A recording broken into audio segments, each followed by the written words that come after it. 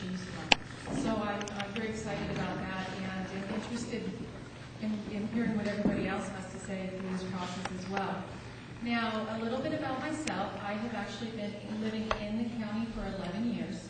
I have been visiting the county for many, many years before that. And when I came to the county 11 years ago, it was at a time when you could actually purchase a house if you made your living in the county.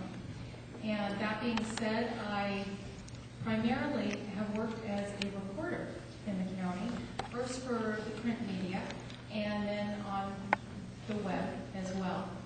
And my primary focus actually was for supervisors.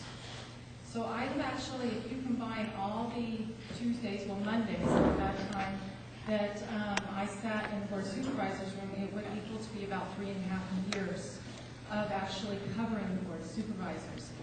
So that, it sort of raised my political awareness a little bit of how politics actually affects each one of us. The decisions that the supervisors make, they affect us pretty directly. I have also worked as a field representative for the California State Assembly, first for Tim Leslie, oh my gosh, and secondly for Dave Cogdill. And that experience really did show me how a rural county actually fits into the state as a whole. And since the American flag has been retired, that's a wrap for me. Currently a city council member in the city of Angels. And I'm sorry, boy, this is really like, I could do this at the Palisades Qualies and lip sync. But I actually have a pretty big voice. And if this is all right, I'll just try to talk. I'm back here. Okay, thank you. I'm Lee Seaton. I'm currently a city council member in the city of Angels. I've been there about 6 years, serving the people of Angels and the people of Calaveras County in general, because as the only incorporated city in the county, each of myself and my colleagues, we all share responsibilities on intergovernmental agencies throughout the county, the region, and that's part of the background that I bring to this race. The reason I'm running for this office is because it's time for a change. It is not an anti-anybody approach in my mind. It is simply part of the American democracy that we rotate responsibilities. It's important that every community is not only growing and bringing new leadership to the fore, it's part of the responsibility of the electorate to make sure that the candidates are responsive in dealing with the issues that you care about.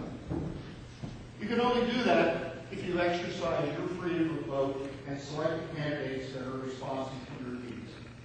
I came to this race because I was approached by a group of people who shared my belief that it was a time for a change. And they convinced me to put my hat in the ring and it's there until at least the June primary. So thank you. Hi.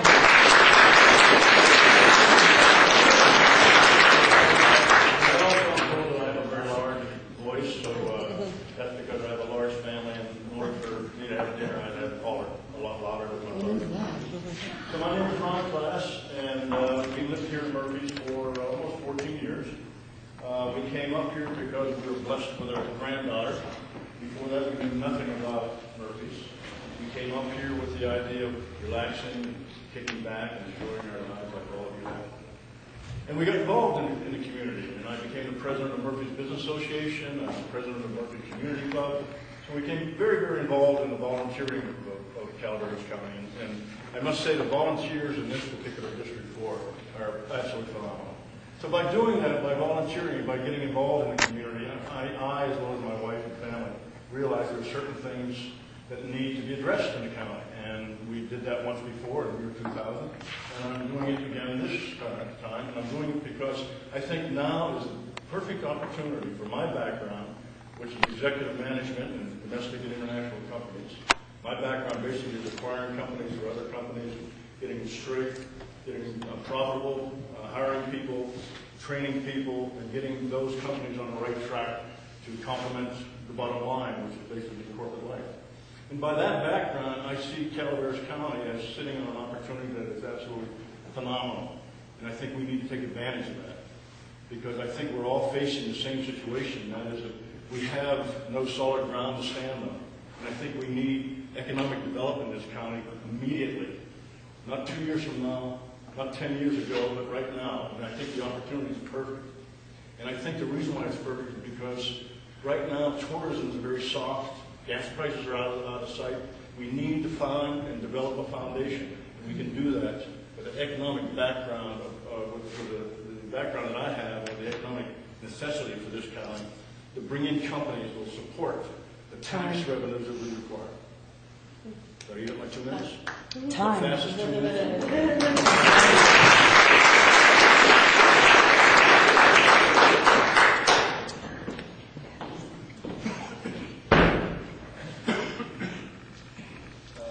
I'm Tom Tryon. I am your incumbent supervisor. This coming January, I will have been in office for 24 years. I was elected in 1984. I'm a fourth-generation resident of this camp. My wife Denise is in the audience, is a fourth-generation resident of Murphy's. She actually attended the old school by the Scout Hut. She was in the last class from Murphy's to attend Calaveras High School. Other candidates are running on change or economic growth, etc. I guess I'm running on my history and the history of our district. I think if you look at our district, we have a very fine record of protecting the environment. We have a fine record of economic growth. Murphy's is probably the most successful of any of the historical communities on the Highway 49 corridor. I'm all for economic growth. I'm all for attracting capital. I am not, however, for subsidizing companies to come in. I'm not for giving tax breaks. I think what we need to do and what we have done is basically rely on the marketplace and rely on the markets to attract capital. We've done a very good job of that. And if you look at the district, I think most people would be very proud of the district. I think most people would say that we're very proud to live in District 4, whether it be Angels Camp or Vallecito or Murphy's. I think most of us like our quality of life. Most of us like the standards we have. And so I'm looking for your support in my re-election. Thank you.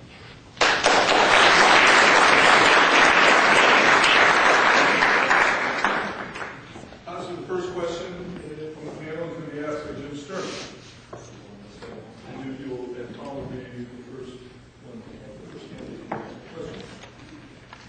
Given the rising fuel costs and unique geography of our county, do you have plans to support and or improve our public transportation system? Well, I'm not a big fan of transit. My idea of improving our public transportation system is to improve our roads. What we need to place our emphasis both for economic growth, and probably just about everybody here drives a car. And our roads are not in the position they need to be. And we need, the focus we need, if we're going to have economic growth, and if we're going to maintain our quality of life, it needs to be on infrastructure. The key component of the county on infrastructure is basically roads. The other key components of infrastructure are sewer and water. And that needs to be addressed. I'm one of the advocates of addressing that in the general plan. I'll be a strong advocate of my office of addressing that when we revisit the Murphy's community plan. But I think the emphasis needs to be on doing the roads in the community centers, and we need walking paths and bicycle paths, et cetera. We need a higher degree of development in the community center. And I think some of the things you're referring to, I think, are more appropriate, and I'm on that in the community centers. But the Burt Road. You're 15. I'll give you an extra 15. I know, it's hard. Should I move over there?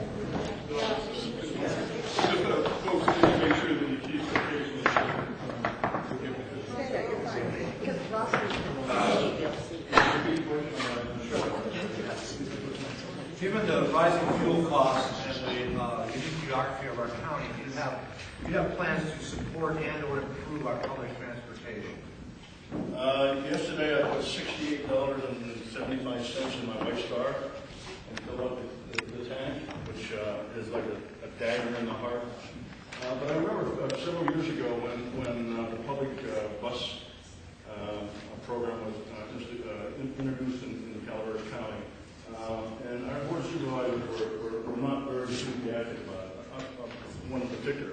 But I must say that there's no reason in the world why we can't have a very good public transportation system to assist our senior citizens and our young people. We spent many years in Westport, Connecticut, where we had a little jitney that ran around town and helped the kids after school and helped the senior citizens. We can do that here, but this is the only way we're going to be able to do it.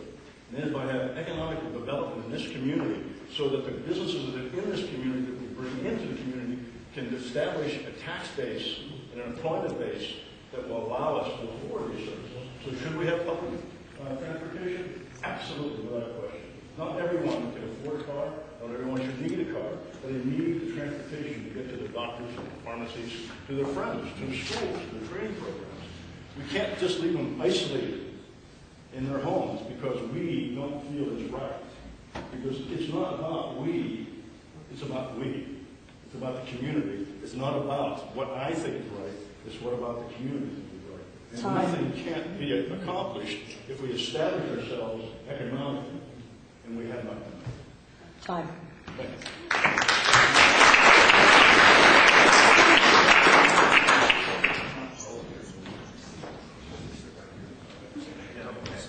We're going to move our timekeeping closer. Would that be all right? Sure.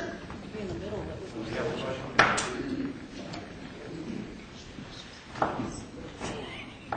For the six last years, I've been one of the city representatives on the Council of Governments, which is the regional transportation planning agency for Calaveras County. During those 6 years, I've had to fight repeatedly to defend our public transit system. Fortunately, we have a board that is a council of governments which is made up not only of city and board of supervisor representatives, but also 3 public members. The city and those public members have successfully defended the public transportation system operation and its continued expansion and service to the people of our community.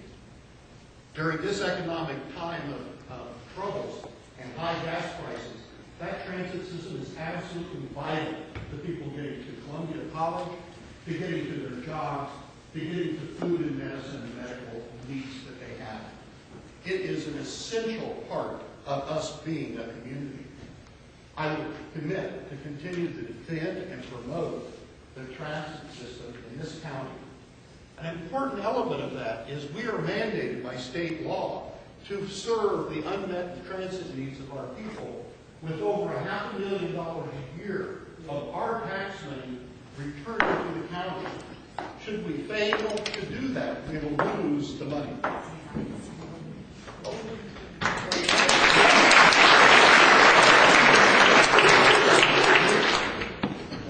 Where would it be easiest for you guys to see me?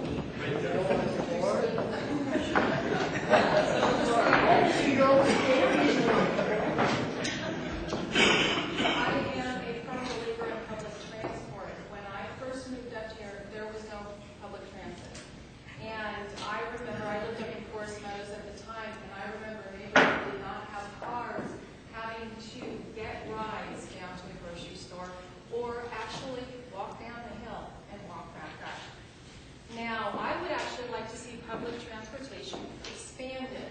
It is slow.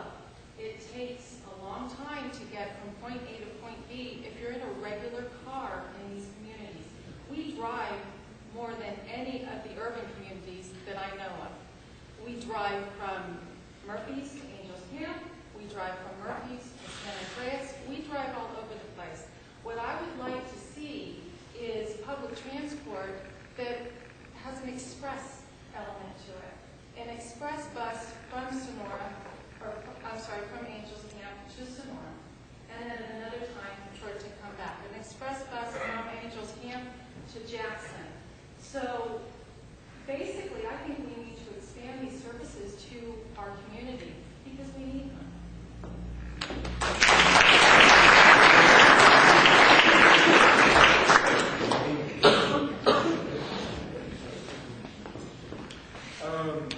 Great round of questions. The second question, then. First, I'm going to go with the chairman of the CCWD.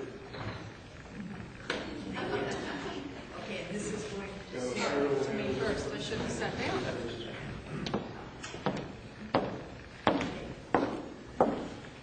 Members of the public have been critical of the county for its lack of accountability, inability to respond to issues in a timely and comprehensive manner, and lack of decision-making. Would you support reorganization of county departments to have the county administrative officer fully represent the county and speak in the county's behalf with the full support of the Board of Supervisors? I have to ask a question about that. Does that mean that the CAO can just unilaterally go around and talk without talking to the Board of Supervisors? That's Or, the issue. Full support of the Board of Supervisors. well, it's the Board of Supervisors. I'm sorry, I didn't start your time because I thought there was clarification going on when she was speaking. It's the Board of Supervisors who represent this county and constituents, and we vote for our board members from our different districts. I do not think it is particularly the job of the CAO to go out and be a mouthpiece, even with the approval of the Board of Supervisors. I think it is the job of the Board of Supervisors on an individual and collective basis to go out into the community and express their concerns, to go out and find out what's going on, find out exactly what the community is thinking as far as these different issues. I don't think it should be handed over.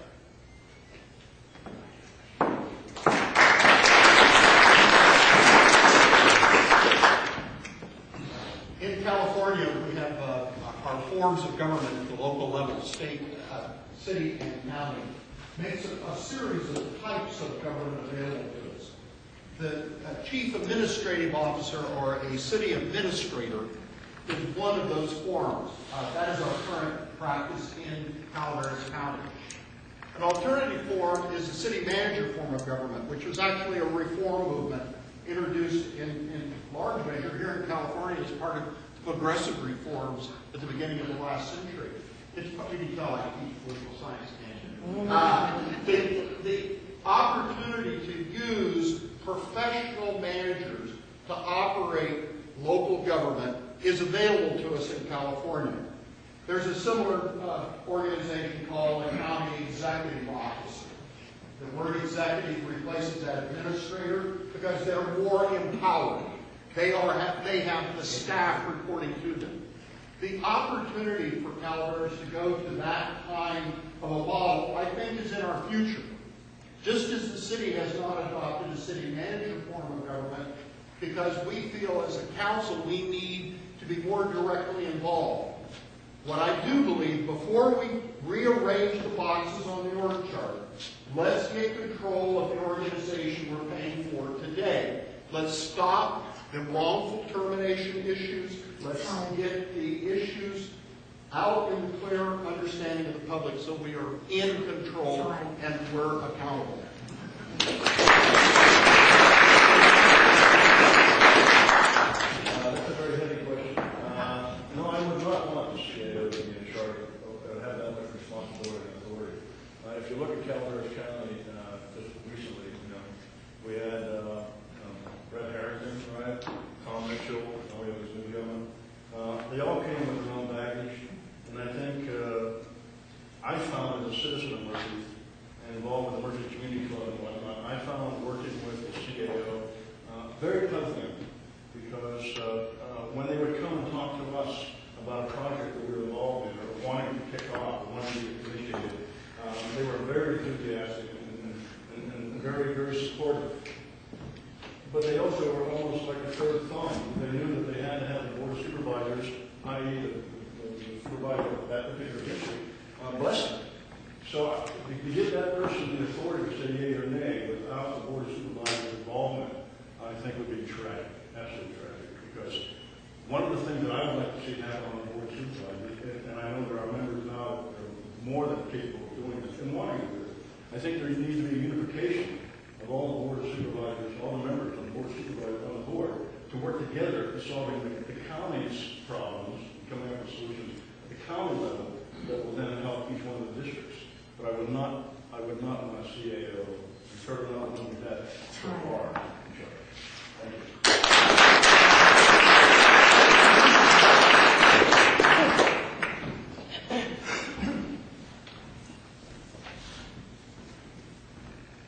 My own feeling is I support the system we currently have in place. I think the county supervisor should be sort of lead and be in front on the issues in this district. He's elected by his district. He should be held accountable by his district. So I support the system we currently have. And the system we talked about, the executive officer, is basically where that position would have the ability to hire and fire department heads, and department heads would not be answerable to the board of supervisors. Calaveras County may well get there, but I think we'll be a much bigger county. I don't think we're the size or scope or scale of a county that needs to have a chief executive officer such that the member of the board of supervisors for the district has a significantly diminished role. Right now, the members, staff members, department heads answer to the board of supervisors. Supervisors consult with the CAO. The CAO consults with the board of supervisors. So I think that's a good system that's presently in place.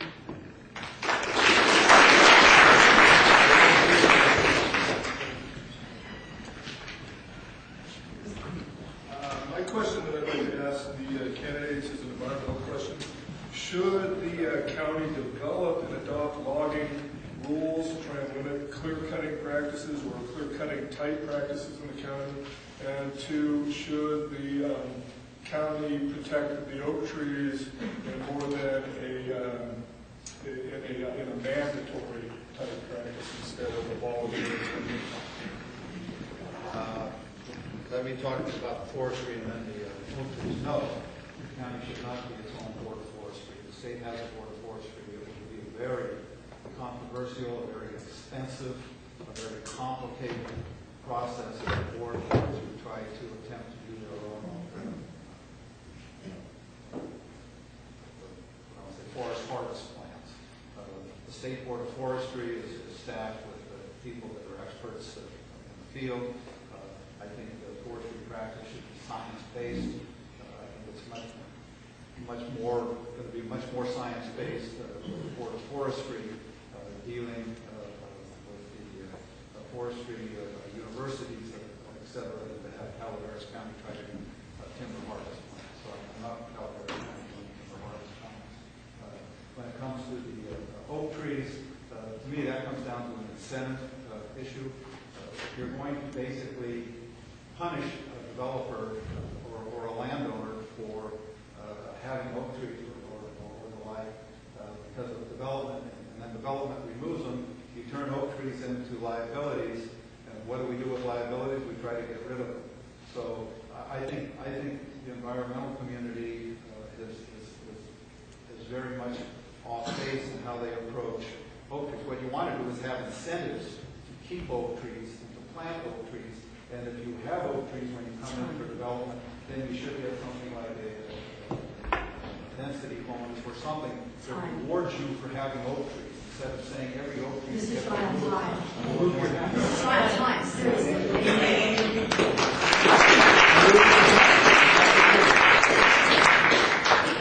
I must say.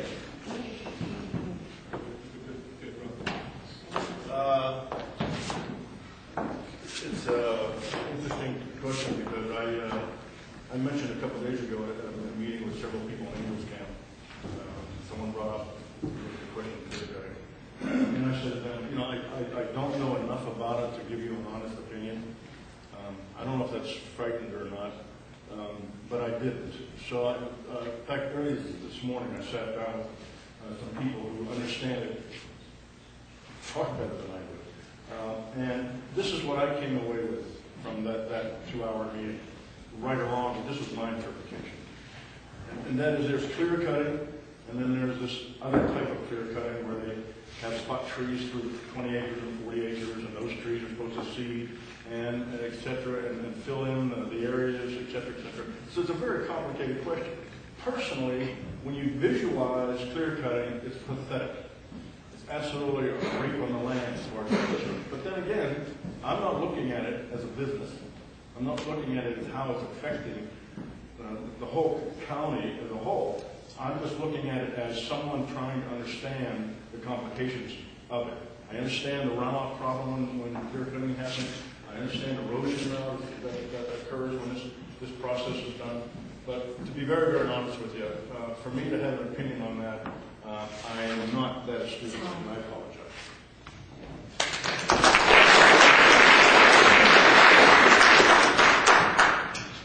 Well, let me start with the second part first, and that is the oak tree. As part of the Highway 4 bypass, that we're going to clear out an awful lot of oak trees. In fact, most of the ones that are going to go are gone.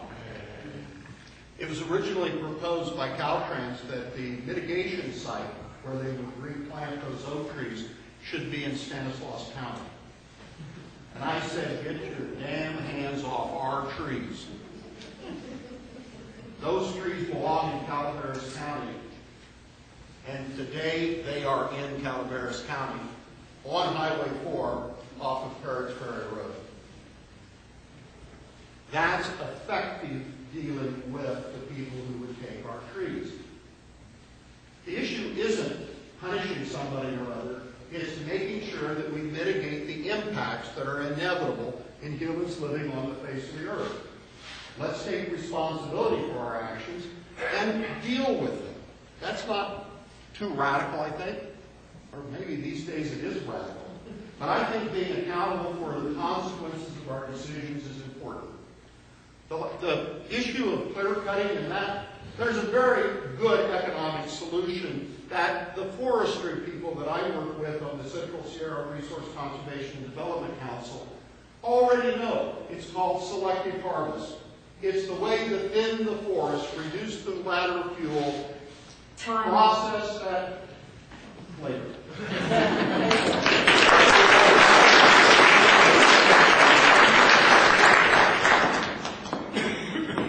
As far as cutting timber harvest, I believe the state has the ultimate purvey over that.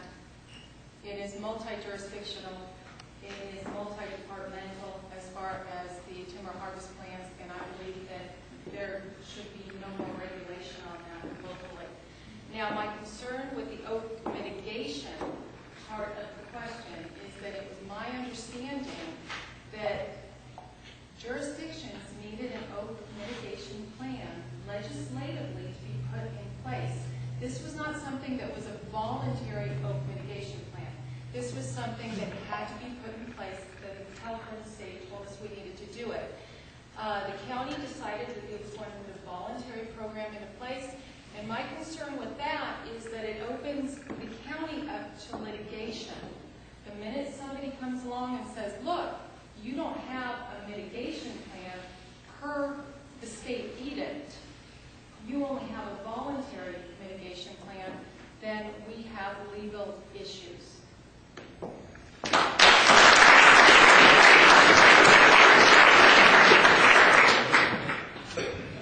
Second question, first, the call was This would be the next Board of Supervisors will be updating and approving a general plan that will define the future of this county for the next decade or even more. If elected to take on this responsibility, what do you see as the most important issues? And given the unique characteristics of each community, should individual community development plans be incorporated into the overall general plan? Well, I think there's two parts to that. The general plan, I think, needs to have an agricultural element added to it. Agriculture is very important to our community and to keeping our open spaces open, so we need to support that, and I think we need to have an element that supports that in the general plan. That being said, I think community plans should be included into the general plan in some aspect. It's only on the local level, I think, that we can get a really clear clear picture of what our individual communities need to look like. Now, we have community plans out there. There are a lot of communities who are also sort of in the process of updating their community plans, but I think besides the general plan, I think a really good idea for communities is to incorporate. That way it's an expensive process, but it keeps local control local. I would like to see every community in Calaveras County, Valley Springs, Copperopolis, Murphys, I'd like to see them all incorporate. You have 5 members of a city council that are down on the ground planning your communities.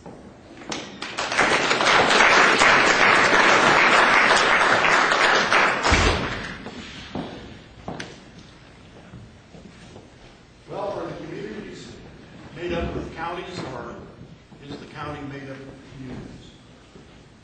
I think communities have to take precedence. The community plans are the building blocks on which the county general plan should rest. You know, each of us, we live in our selected communities, whether they're incorporated or not. The cost of incorporation is frightening. Probably the only realistic candidate for incorporation in the future is the future megalopolis of Copperopolis, when it hits 40,000 or whatever the final build-out number will be. I think the issue in the general plan is that it needs to be a transparent process. It needs to be open. It needs to be actively pursued in terms of community participation. It needs to have a thorough review cycle that allows every interest, every community to thoroughly review and participate in its development. It is the blueprint for the next 20 years or so. It needs to reflect our community values. The most important thing that it should do is conserve and preserve the great place we live in today, our history, our environment, and our people.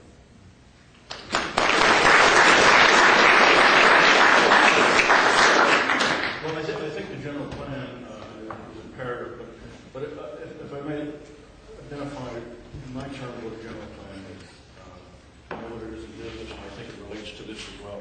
The general plan, to me, is something that is structured by the communities, plural, to interface with each other community, so that the sewage and the roads and the water and all of the support infrastructure is in place. The outer part of general planning, I think, is the responsibility of each community.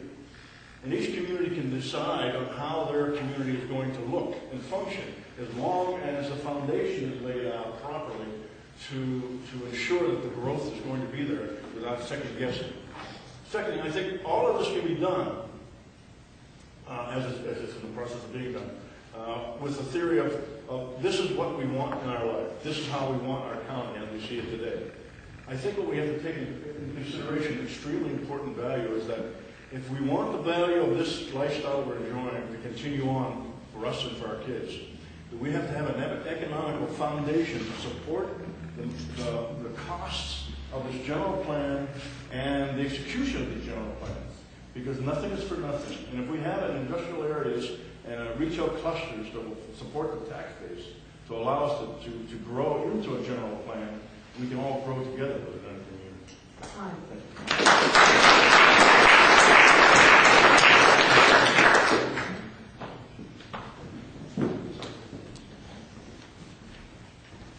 Both the county and the city currently are in the process of updating their general plan. The city started, I think, 3-4 years ago.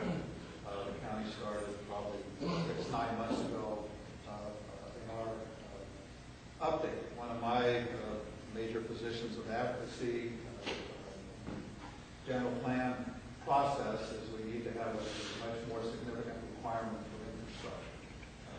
And we need to see if we can't do something that limits what I would refer to as rural sprawl, and we try to get more development to take place where the infrastructure is located, and that basically is within the community centers. So we need a general plan. I'm not for doing the general plans and the community plans at the same time, because quite frankly, there's more controversy in community plans than there is in general plans. And if you did all the community plans at one time, all it takes is one set of controversies or one lawsuit or one community plan somewhere, and the whole process stops. So we need to proceed. Once we are able to adopt a general plan, then we will come back and look at the community plans. And I would hope that very shortly thereafter we will come back and take a look at Murphy's community plan. But even within that, we need to focus on infrastructure. We have a community plan area right now, for parts of it are not serviced by sewer. Time. So we need to do better than that.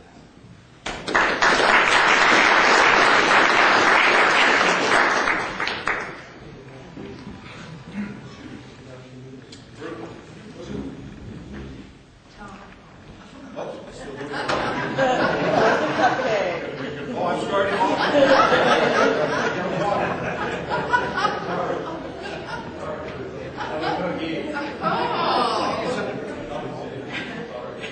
The cost of doing business and the cost of providing public services seems to increase on a daily basis.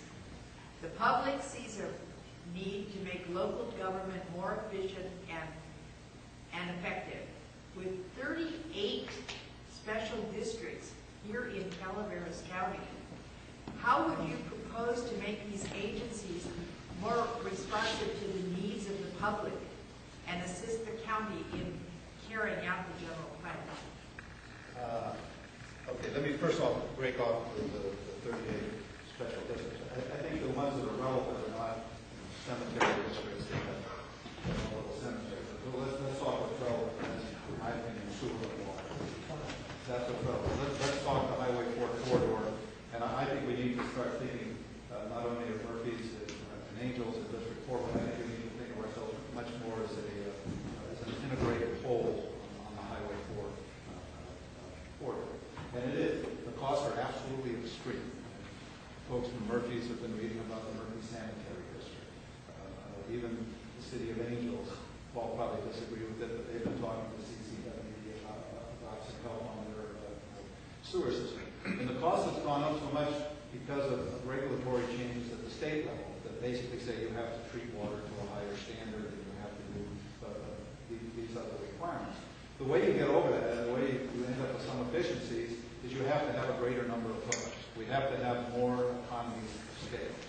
If you look at the Highway 4 corridor, the whole Highway 4 corridor is all sewer and water is provided by CCWD with the exception of UPUD and Murphy's, and Murphy Sanitary and the City of Angels. Everything else is CCWD. And Paul got a little upset, but there's got to be a better working relationship between the city, UPUD, and Murphy Sanitary and CCWD if we're going to get the hookups we need for efficiency.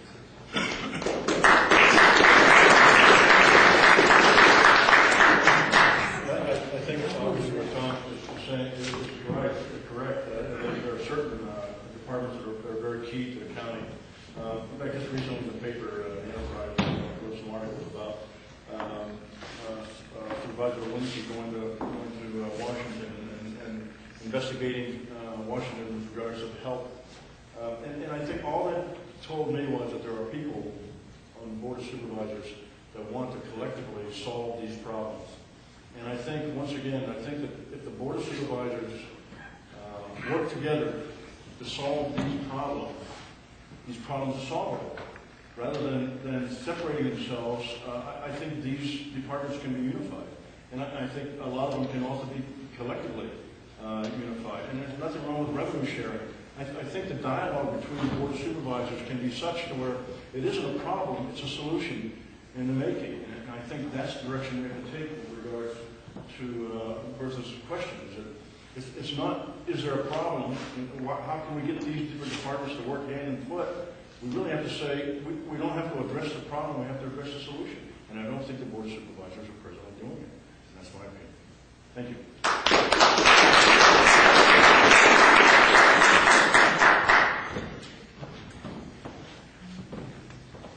Infrastructure is capital intensive. It requires vast sums of money. That's a reality. The only way to reduce the operating cost of the installation once you've invested this vast sum of money is through operating efficiently and effectively profitably, because you have to repay those loans, right? To do that, you need a two-pronged approach. The first is you need sound fiscal management. You need efficient and effective management of the infrastructure. In the City of Angels, we operate our own water and wastewater treatment facilities. The wastewater facility is the best in the county, maybe the best in the region. But it is inadequately funded from the standpoint we don't have enough ratepayers. With the increasing regulatory costs, we need to expand the number of people using that system. I'm proposing that we actually not try to unsort the 38 district boundaries and spend the next 10 years in LAFCA, the Local Agency Formation Commission. Rather, we use what we already have. The Utica Power Authority is the water conveyance system. It is an energy source. It could become our treatment management organization as well. And it wouldn't require adjusting a single boundary. It would simply use the infrastructure we've already got.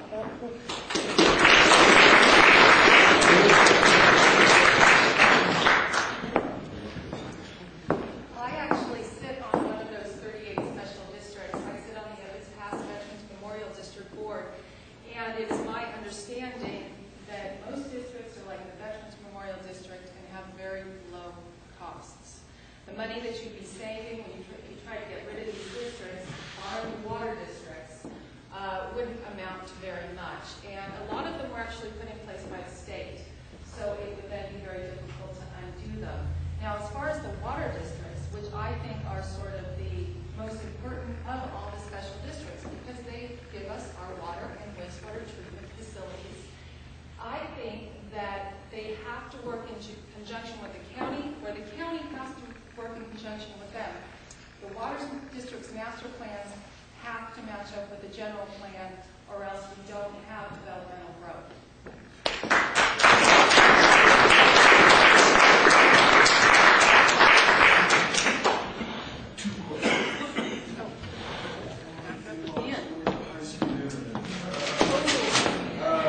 High-speed internet, and I ask this question as personally because I'm currently trying to, since I have over 40 years, I'm trying to currently run a business out on the end of Love Creek, and high-speed internet doesn't get there. They have faster high-speed internet in rural Mexico. What can you do as candidates for supervisor to change this equation and help it can?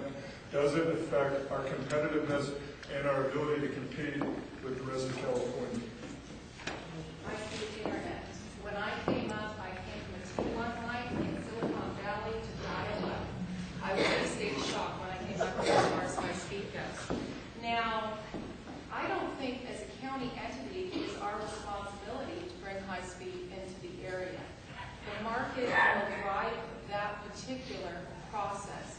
The larger the population we have, the more electronics companies we can actually help come into the county.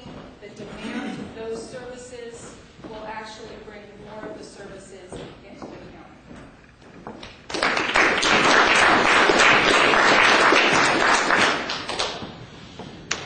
Help's on the way, Ross. I believe that broadband, pervasive, wide area broadband access is absolutely imperative to the economic vitality of our communities. It's not just about entertainment. You can get that off the satellite dishes today. No, it's really about being efficient and effective to creating in-the-home jobs that reduce travel and the stress on our infrastructure. It's creating the new clean economies, software development, e-tailing, a whole bunch of things that we all read about and hear about. And in certain pockets you can actually practice. In certain pockets in District 4. But that creates a disparity. You know, there's what some people call the digital gap or the digital divide. That's particularly pernicious in a rural community because it tends to run along the economic boundaries. So it reinforces the separation of those, not across the track anymore, but on the other, outside the reach of the internet. I think it's a very important piece, and when I can't do it in 15 seconds, I got it. But I have worked in the high-tech industry. There is a program being worked by the Amador Quality Community Action Agency, which Calaveras and the Board of Supervisors is supporting. I think it will bring us a pervasive broadband access in our lifetime. Thank you.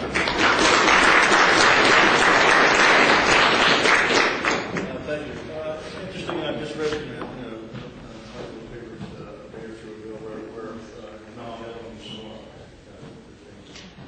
they got Walmart, now they got, what's next? Pardon me? Well, I happen to think that we need that type of service because in order for companies, certainly this generation, to evolve, they need that. But I don't think we need to put the cart in front of the horse. I think if we invite corporations and companies to come into Calaveras County, the environmental companies, the solar panel manufacturing companies, bring these companies into Calaveras County and offer them tax rebates and benefits to develop their companies in Calaveras companies. Those tools and those gifts will come with these companies and these corporations. I don't think the county should assume the responsibility of having that available for us. But I think it would be a great opportunity to go to the industries that use that and entice them to come into the county and to set up their operations that would include, obviously, that. Because I think what we need to do is, once again, is to bring in clean manufacturing and development companies into Calaveras Company to enjoy the life we're having. And that by doing that, we'll establish all of those quote-unquote gifts that we need so readily in this county and in our businesses. Thank you.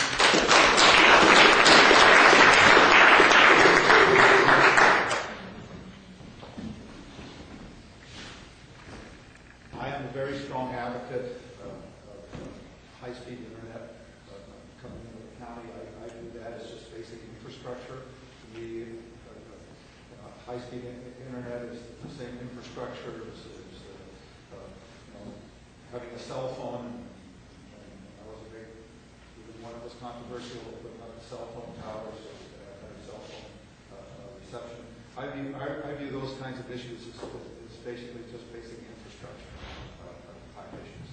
If we want to encourage that, and I'm all for encouraging that, and I don't know quite what you mean when someone says encourage it. It's not just but I think it would make a lot more sense to bring it into the community centers than to worry about, probably was so much, to worry about getting into the last house at the end of Bar 20 or Love Creek Road.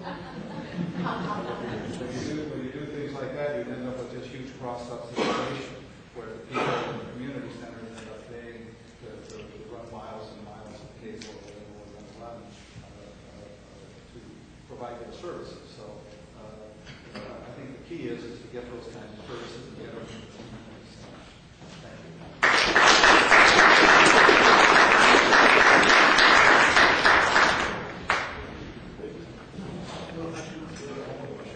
One more question.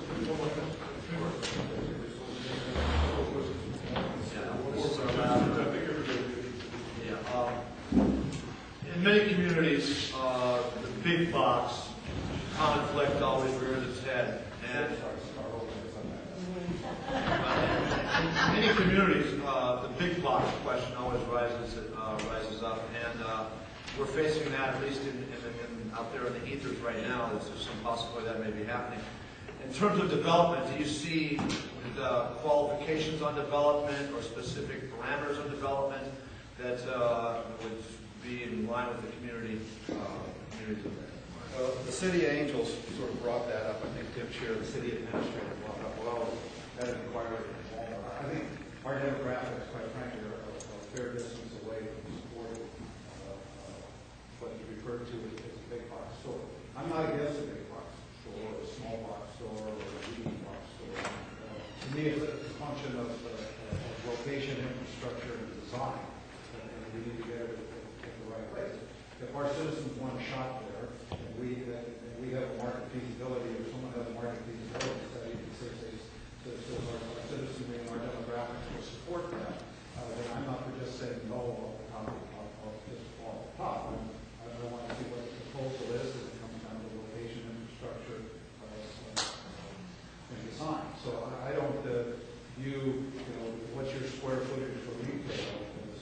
criteria for whether you can open a retail store. To go down to Angel Camp now, and we have long list of these sort of small box store. We go to the other shopping center, which is a Rite Aid, Save-Mart, which are sort of, in my opinion, small box stores. So it's easy to put out a big box store, medium box stores at the end of that. That's like 15 seconds, go for it. So I don't think you just sort of run them off without having a discussion and finding out what the proposal is. I think they have a right to come in with a proposal, just like any commercial business has a right to come in with a proposal and have a review.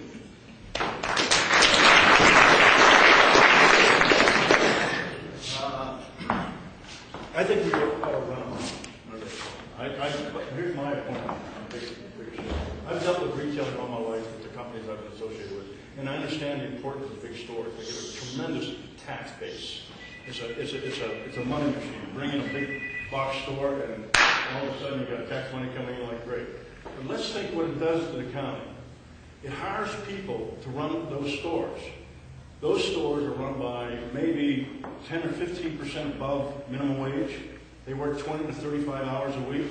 They get no benefits, or if they do, they have to pay for them. So what are we offering the young people in our county?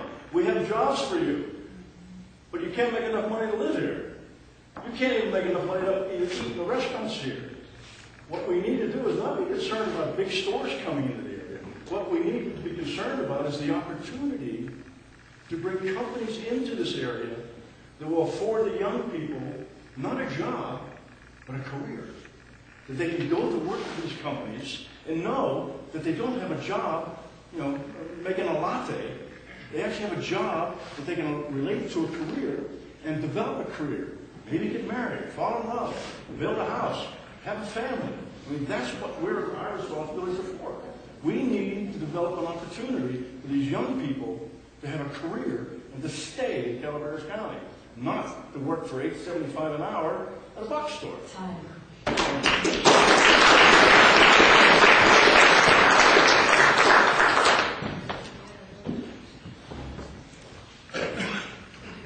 Well, the first thing is I think that we have to understand that you can't be in denial about our attractiveness to commercial enterprises. They want to live where we live because we live in a beautiful place. They want to take advantage of the open space that we have and love. They want to get their hands on our inexperienced and low-cost labor. We can't be in denial about our attractiveness to economic development. But what we can do is we can plan for it. We can do the appropriate land use planning. We can strategize so that we are attracting the kinds of retail and other economic enterprises that will enhance our communities. They will provide living wage jobs. They will create shopping opportunities. And they'll create a contribution to the balance and vitality of the entire community.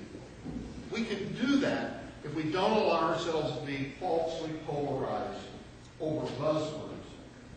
My concern is that we've been working in the city and now with the Board of Supervisors in joint agreement to work together to create an economic development task force that will look at a balanced approach to our future. We need much more cooperative than antagonism.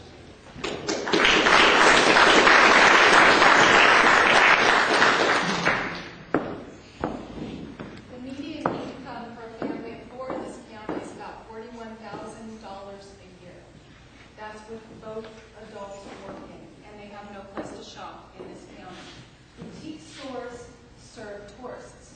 They do not serve a young family going to buy diapers for their infants or underwear for the rest of their family. I am in favor of a big box store, not necessarily Walmart, but affordable shopping here in this county. And it does not have to be placed all over the landscape. You can place them in areas that are managed and planned for with infrastructure, and they serve the people that live here and work do not have to spend $20 to $30 to go elsewhere on fuel to drive elsewhere to get what they need. We should be able to create some sort of economic incentive plan and placement for these stores so that our own people can shop in our own community.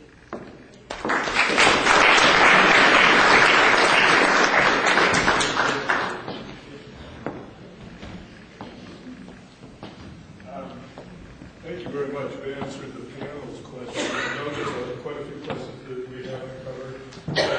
If somebody from the community would like to ask the candidates a question, now is the time. We'd like to make a couple of questions, and then within that, the candidates will be available to just talk to you personally after. What? Is the question going to be addressed to one of the candidates? Well, I'm hoping that the questions, in fact, more than hoping, that the question is directed to all of the candidates, and they will each have an opportunity to respond to your question. So it should be an open-ended question for all of them. I'll try and word it that way. Mr. Wellington. To do that, how long have you been on the government of Angels Camp? 6 years. I'm wondering why we have clear cutting in your backyard, in your town, and it's not controlled by the county, whereas in Angels Camp you allow several oak trees clear cut to the ground in Greenhorn Creek.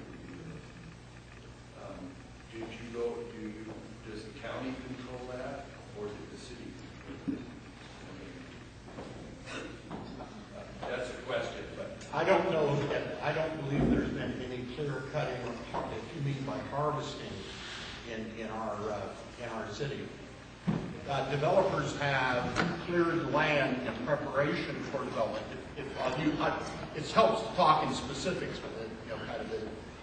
Something like Classics on the Ridge took a large number of trees, I think it was about 80 trees, out of it in order to grade the property that they were going to develop. And the requirement is that they will replant their property with trees to mitigate the impact, and that's part of the development agreement. So the clear cutting is, I think, is an inappropriate description of what they did. They cleared the land for the purposes of grading and getting it ready for the development that they had approval for, but they have to mitigate the impact on site and replace, in effect, those trees once they've completed the development. What else? Thanks. Would anybody else like to address that question? I'll take a stab at the question. They're basically, I think, Hang tight 1 second.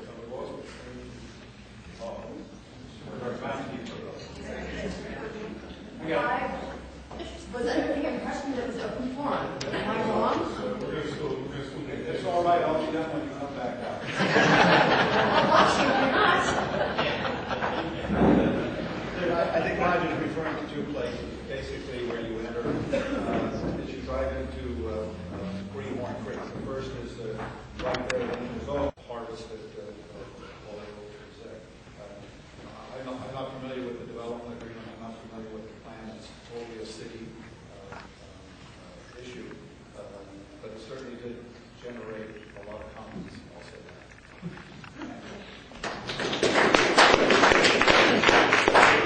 Try to get back to our order.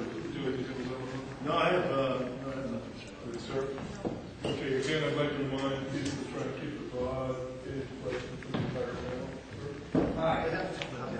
I'll keep it, I think, broad. I'm Richard Hedepal. My wife Elizabeth and I live in Greenhorn Creek. And it's a wonderful place to live, but I see some dark clouds on the horizon. And I've seen and hearing about these drug activities that's happening, particularly in Stockton. These Colombian and other gangs are apparently starting to build up and are starting operations up in this area.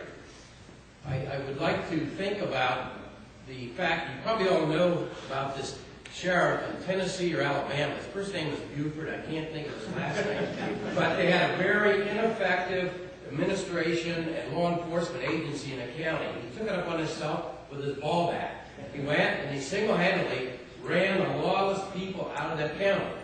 Now, I'm going to say, in today's light of having to be candy striped and all this garbage of being politically correct, what can be done as a supervisor to say that to these people that are sitting at our borders, thinking about starting operation, probably already doing it here, preventing the moral decay and of our young people and enhancing our own personal safety, what do you think the supervisors can do to enhance the situation, to eliminate and make Calaveras County hands-off to these types of people? So, do you want me to stand up or? Yeah, whatever works. Whatever works. Project your voice. I better stand up. I think first of all, we need to fully staff the sheriff's department.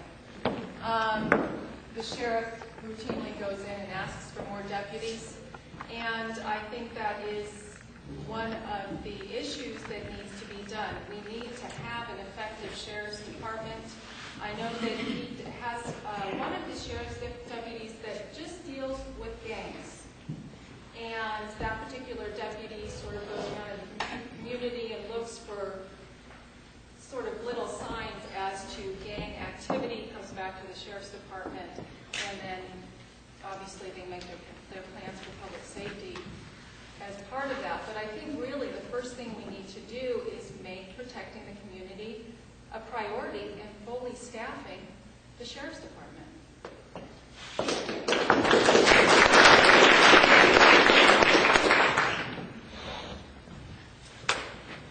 Well, I guess like Big Box, drugs are a reality also. And we need to be not in denial of that either. The actions to take are to engage not only in suppression, but also to engage in prevention. In the City of Angels, we made a decision to hire a police dog. That police dog was responsible on its very first case that actually interdicted illegal drugs. And we had one group of drugs weren't going to make it into that marketplace. That's the kind of program that can help interdict the supply. Okay? But we all know the war on drugs, if it only forces on the supply side, it won't work. You know, we've got prisons full of people on the supply side. Low-end drug pushers and others. We've got to work on reducing the demand. And where is the demand coming from? Well, unfortunately, it's coming from us. You know, we've allowed our families to casually get into drugs and then get into a little bit further, and then before long, it's too late. So one of the things we've done, again, in the city is fund the resource officer, so that there is a police officer at Red Heart who understands and sees and knows the kids and gets across the message that drugs are stupid.